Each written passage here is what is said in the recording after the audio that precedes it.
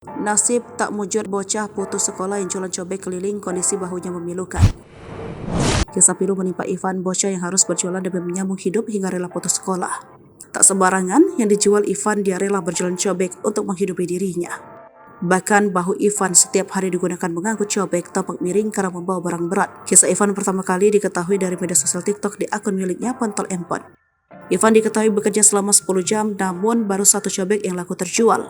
Melansir dari Tribun Trends, dalam video tersebut memperlihatkan Ivan terlihat duduk untuk beristirahat dari jualannya. Ivan ditemui saat dirinya menjual cobek berjalan kaki di daerah Cipete. Bang Uga menceritakan Ivan jualan 10 jam namun baru laku satu cobek.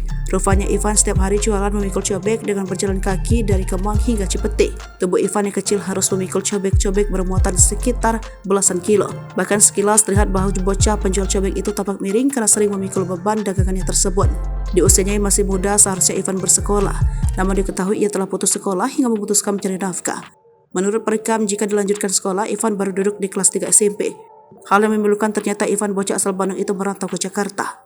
Diceritakan Ivan ditinggal pergi orang tuanya yang tak tahu pergi kemana. Sejak kecil Ivan dirawat oleh kakak dari ibunya. Jadi video Ivan tersebut menyita perhatian warganet hingga viral.